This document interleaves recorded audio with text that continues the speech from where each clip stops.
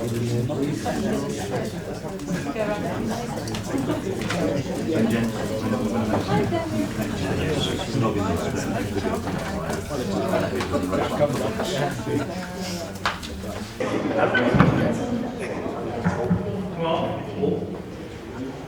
attention. Item 1, apologies for absence.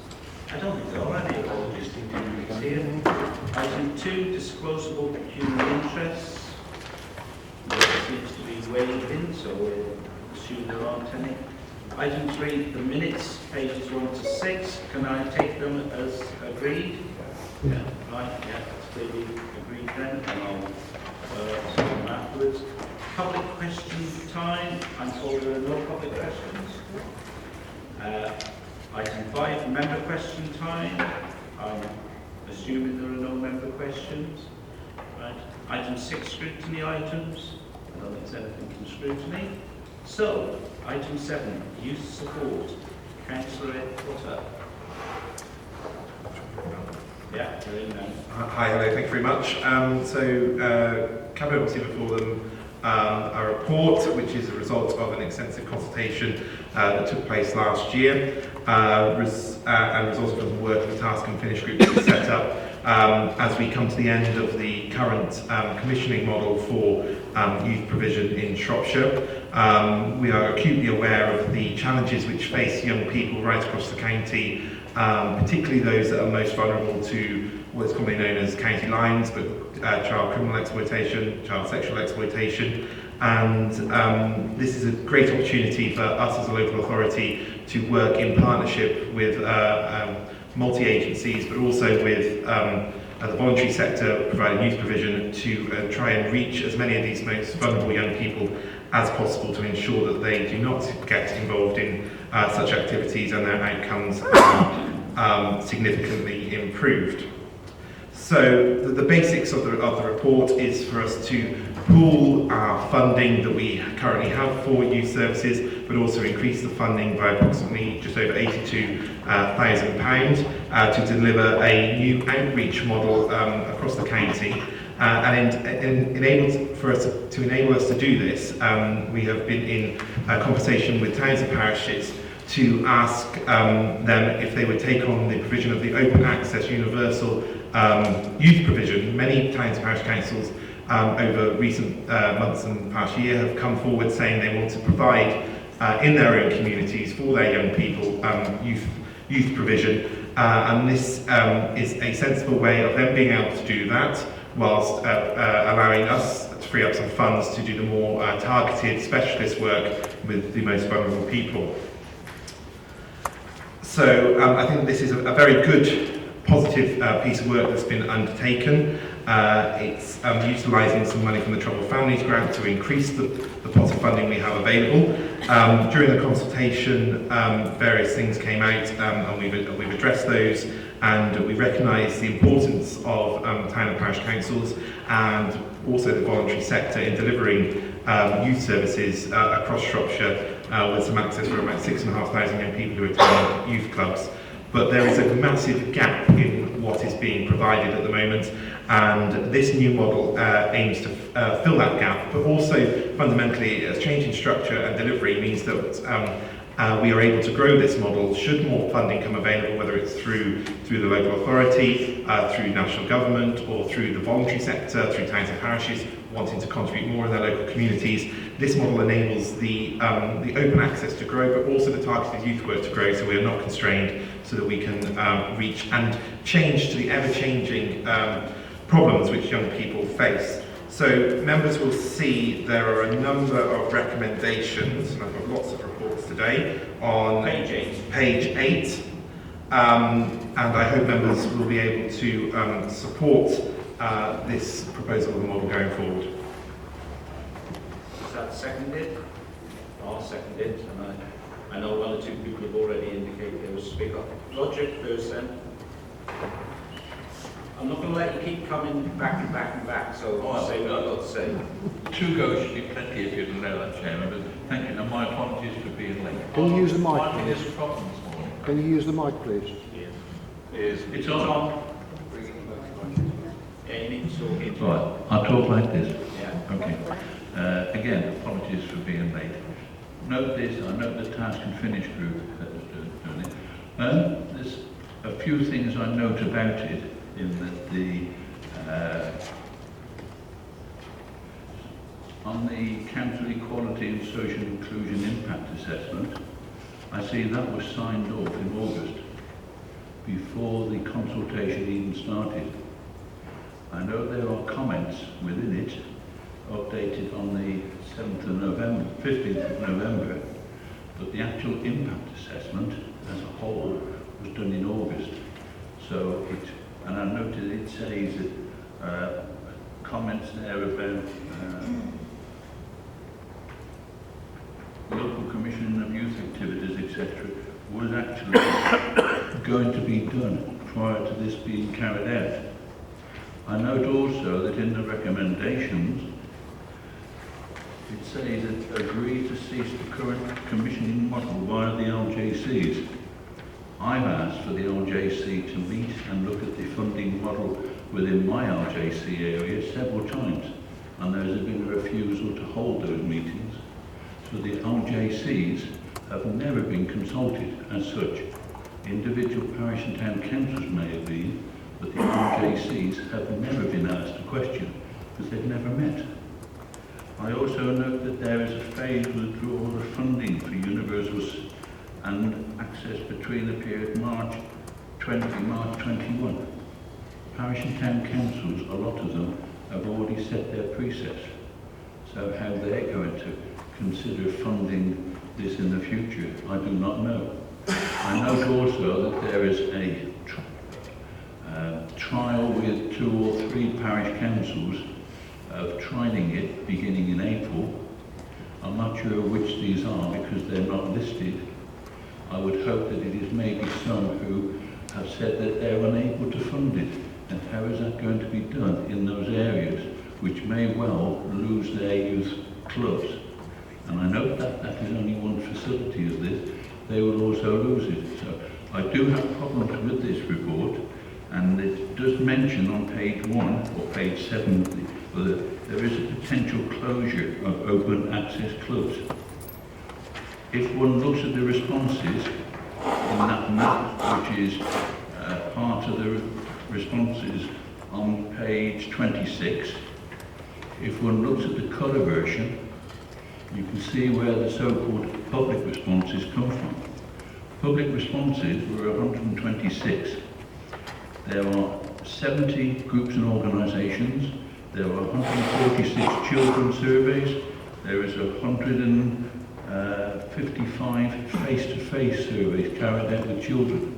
Yet it says the majority of public responses were in favour of this. Public is only one small section. The young people who were consulted, and it says within the report that the young people would have come out in favour of keeping it because most of those go to youth clubs already. I'm sorry, are we going to consult with the young people and take action or not? I do have great problems with this. I understand some of the reasons it's being supported, but it's being done in too hurried a state. Parish and town councils need to be talked with and actually discussed with what is happening and how it can be done jointly, not just handed over to them piecemeal. Thank you, Chairman. I'll ask it, and Karen may well come in to respond, but the one thing I would say is you never accuse this council of doing things too quickly, because that never happens. So, Ed. I can assure you this has been a very long and well-considered proposal. In terms of consultation with young people, I'm reasonably satisfied that there are plenty of young people who have been consulted. I attended several consultation events at youth clubs with young people. I know also during the consultation programme, the views of young people from, for example, in TMBSS were consulted, who are some of our more vulnerable young people, and also the SYA did wide-ranging promotion of the consultation amongst their members and organisation as well.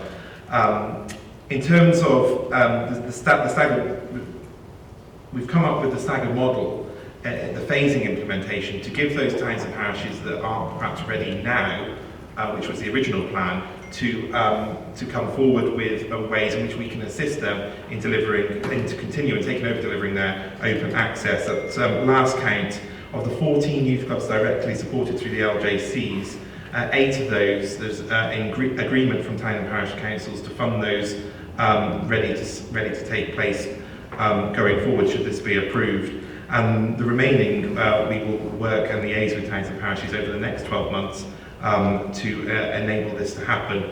And remember, we're not removing youth provision. So if those towns and parishes take on providing the open access, we are actually providing on top of that the open access, which is not open access, the targeted youth work, which is much needed in those communities. Because we must remember that not all young people attend youth clubs, and those that are most at risk are the ones that probably aren't attending youth clubs at the moment, and we really need to get a grip of that. Working with multi-agencies, we hear this from organisations such as Young Adaptation, we hear it through the SYA as well, we hear it from towns and parishes themselves, that they want to do more in their communities to help resolve some of the problems with youth work.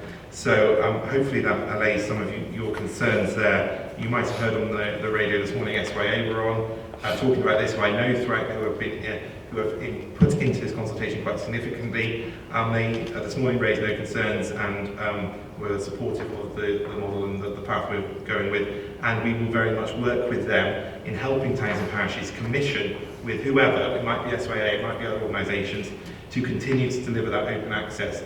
And this is why we're doing a 12-month phase period, because we do not want to see open access youth clubs close, and we will work very hard with those remaining 6 youth clubs to ensure that they, or try and ensure that they will stay open going forward for the next 12 months. Okay, right. Dean? Thank you, Leader. I do have a question, but first of all, a point of clarification, I think, especially for any members of the public or press who may be here, because I'm absolutely sure that it wasn't your intention, Roger, to give a misleading impression, but perhaps if I could put a little context into one of the comments you made about the front page of the report talking about the loss of open access services. That's actually quoting from concerns from the consultation. That is not officers speaking on behalf of Shropshire Council. So I'd just like to make that point completely clear. I do have a question though, and that is that you've received quite a number of responses to the consultation on this. Can you tell us a bit about how you've responded and answered those? Yeah, well, obviously with any consultation, concerns are raised. There was a significant amount of support, but we've tried to listen to many of the concerns raised, in particularly for those in the voluntary sector. We've sort of earmarked £60,000 within this budget to support the voluntary sector, and we'll be working on modelling up a way in which we can do this to help support them with safeguarding, DBS, training, and all those things that's so vital to ensure we have a vibrant voluntary sector working to support the majority of youth clubs across Shropshire, which I might add, the majority of youth clubs across Shropshire are run voluntarily, supported by towns, parishes, community groups, organisations. So it is vital that we continue to support those, and there is provision made, so we've listened to that. And I suppose, I've already just mentioned it, the second major change is this phased implementation, because we do appreciate, this Cabinet report was delayed for various reasons, mainly because the election is supposed to come in December, but the narrow timescale, which does give parishes time to precept, to discuss and look at their own individual finances. So this phased implementation of another 12 months, rolling it out to those that are prepared and able to commit straight away with the new model, but we will continue to support open access in those areas. So we have listened to the consultation and made significant changes to make that work. Lee, you indicated you want to speak? Yes, if I could please. Yeah, thank you for your report, Ed. I'm a member of Church Stretton Town Council. We did a youth survey last year, and certainly we have been consulted as part of the process that you've been undertaking, and we have established, allocated some funding locally to support the establishment of open access youth clubs. So I am pleased. I'd like to ask, I think, for your help to support that work, establishing that, and in addition clarify how Church Stretton and Craven Arms will benefit from the outreach workers resource. but also, I mean, generally from town and parish councils, have you had a positive response to the engagement that you've been going through? Well, first of all, it's very positive to hear that a town such as Church Stretton are looking to establish and commission a youth provision within the community which doesn't have one, open access youth provision that doesn't have one at present. And we will, of course, support that. And this is primarily one of the driving factors behind this model is that towns and parishes that don't have provision or have limited provision are wanting to come forward and invest in their communities themselves. And this is a sensible way in which they can provide the open access. And then it leaves Shropshire Council with our more targeted specialist youth work to go in and deliver the outreach work into the communities. And we're not just talking towns here, we're talking about rural areas where these issues are affected. As and when the youth club is up and running in Church Stretton, our youth workers would work closely with them and identify areas of perhaps a need within the youth club itself, but also those areas where young people who perhaps have issues within the community, whether it's through the school, identified with the community through antisocial behaviour, can be identified, and then specialist youth workers can go into your communities and work with those young people directly. In terms of your question about what's been the response from town and parishes, I think it would be fair to say that as this has been a process of conversations ongoing, the response has been mixed, but I think overwhelmingly the response has been that yes, we recognise we need to do something within our communities. Significant numbers of town councils have come forward with commitments to putting in some funding. I don't want to mention specific towns and figures precisely at the minute because they're obviously going to go out to commission open access youth service, and it would be wrong to disclose how much money they have in their budgets because obviously the people who they'll be commissioning with will then understand exactly how much money they have to spend and obviously want to get as much provision into those towns as possible. So as I say, of the 14 youth clubs directly supported through the LJC, 8 of those we've had commitments for them to continue through the towns and parishes already. Conversations are ongoing with the rest of them, and many towns and parishes actually want to see this approved today as almost a trigger to say, yes, this model is happening, we know where we stand, we can now move forward and plan ourselves to go forward with that, and we will continue to work with those towns and parishes wherever possible. Next on the list was Councillor Simon Harris.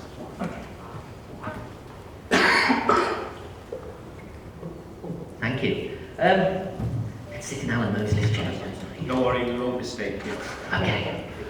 First of all, I'd like to thank Ed. Ed visited Broseley last year, came to the youth club, and we did a big talk with the youth club over the consultation, and I think it was really good at, how the kids saw that at least somebody was looking at their future. Broseley Town Council has precepted this year for youth services for the very first time. I'm really pleased about it, and I'm really pleased that this council is recognising that there are gaps in the service as well, and we can fill these gaps. Appreciate Roger being here as well. Cucumber sandwiches are like the ginger beer, don't count anymore, mate. We're currently working with the PCC with their involvement. I've become a school governor so that we can, William Brook School, so we can have an even bigger input into where we're going. Broseley's Youth Club caters for only a certain age group, and I think this is where this massive gap is now being understood, and I'm looking forward now. We'll get Ed back into town, get all the kids together and see what we can do together with the PCC and together with Shropshire Council, where we're going to go for the future with youth services. Really pleased about this. This is going to make a massive impact to Broseley. Thank you. Good. Right. Just I think this is a prime example of positive work in a town coming forward wanting to precept. They have a youth club in the town, but they recognise there's areas which need to be addressed. The youth club runs very well, caters for a certain cohort of young people, but it isn't solving all their problems, and hopefully our model will be able to get out into Broseley, onto the ground to support the projects you have ongoing there and try and combat some of the antisocial behaviour issues and some of the challenges that young people face. Councillor Cecilia Motley.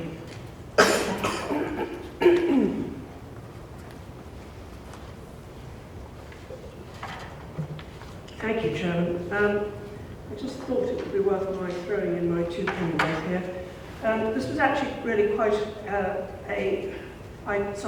of all I should say that I chaired the Task and Finish group. This was actually a very intensive piece of work.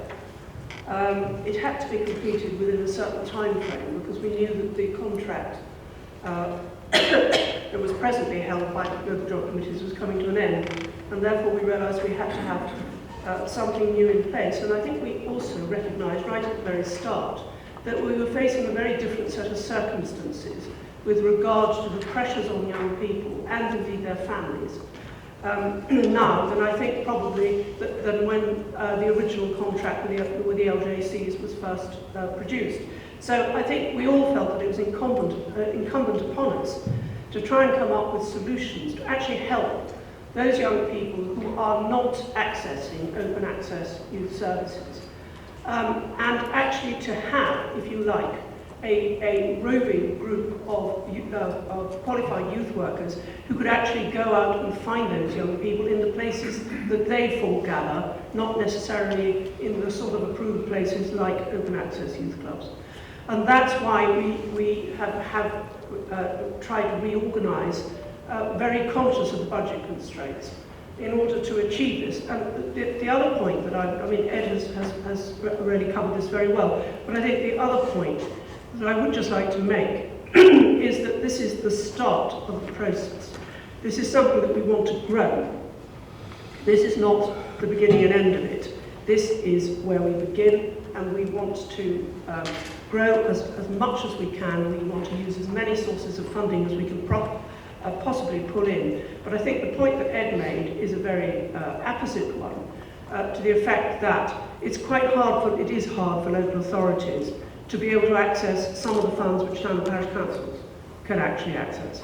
And so that's why we felt we needed to concentrate the funding we had on developing this new model, and work as hard as we can to get in resources from the places that we can access in order to grow our team. And that's how we want to go forward on this. We will be reviewing this. I will if Ed is agreeable, recall the Task and Finish group for a progress report when we've got into this and see how we're going.